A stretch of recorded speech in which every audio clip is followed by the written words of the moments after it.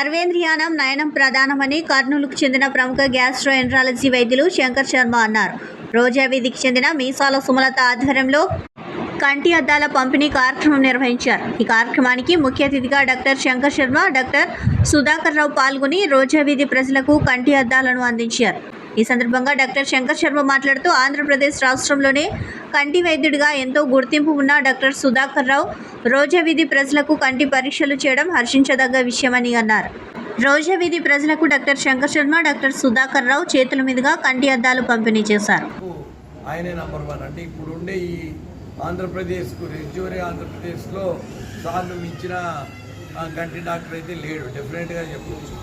ఇంకోటి ఏమంటే సార్ కొన్ని సుమారుగా 1,00,000 మందికి ట్రీట్మెంట్ ఇచ్చింటాడు, 1,00,000 పైనే చేసింటాడు, 1,000 క్యాంపులు కూడా చేశాడు. చాలా చోట్ల చాలామందికి ఫ్రీ సర్వీస్ చేశాడు సారు.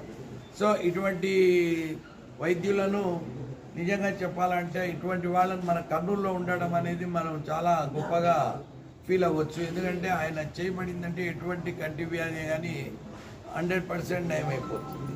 అర్లీగా కంటి జబ్బులు కూడా ఏదైనా ఇప్పుడు కాలం కొద్దీ అర్లీగా చూపించుకోవడం అనేది చాలా ఇంపార్టెంట్. అలాగే ఐ ప్రాబ్లంలో ఒకసారి ఐ ప్రాబ్లం గాన సీరియస్ అయిందంటే మళ్ళీ ట్రీట్మెంట్ చేయడము చాలా కష్టమవుతుంది. మళ్ళీ ఐయర్ ఇన్స్టిట్యూట్స్ పోవడము అక్కడంతా ఖర్చులు పెట్టుకోవడం జరుగుతుంది.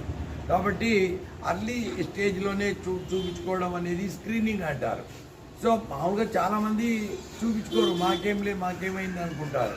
కానీ ఇటువంటి ఉచిత వైద్య శిబిరాలు పెట్టినప్పుడన్నా కనీసం వచ్చి చూపించుకోవడం వల్ల, అంటే మేము చాలాసార్లు క్యాంపులు కండక్ట్ చేసినప్పుడు ఒకే ఒక డాక్టర్ చాలా సిన్సియర్గా క్యాంపులో పనిచేసిన వ్యక్తి ఎవరన్నా ఉన్నారా అంటే అది సుధాకర్ రావు సార్ అని చెప్పొచ్చు.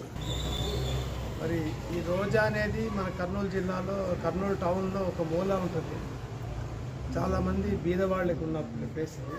సో ఇలాంటి ప్రదేశాల్లో ఇట్లాంటి వైద్య శిబిరాలు నిర్వహిస్తే ఖచ్చితంగా మనము చాలా నిరుపేదలకి మనం సేవ చేసేటట్టు. సర్వేంద్రియానం నయనం ప్రధానం అన్నారు. ప్రతి వ్యక్తి కూడా చూపు బాగుంటేనే కానీ ఏ కార్యక్రమం చేసుకోలేదు.